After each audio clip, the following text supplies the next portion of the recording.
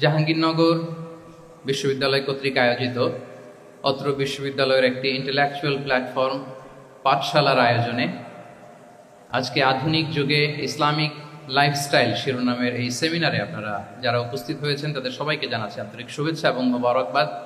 আহলান ওয়া সাহলান ওয়া মারহাবান বিকুম ফি হাযাল লিকা আত-তাইয়িব আল মুবারাক।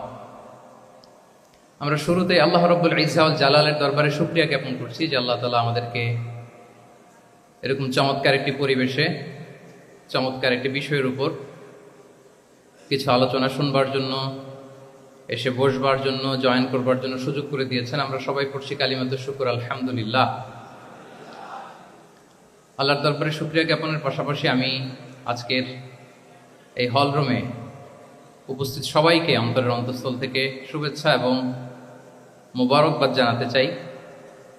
আপনারা সেই মাগরিবের পর থেকে লম্বা একটা সময় বসে আছেন আজকের এই সেমিনারকে সার্থক করবার জন্য।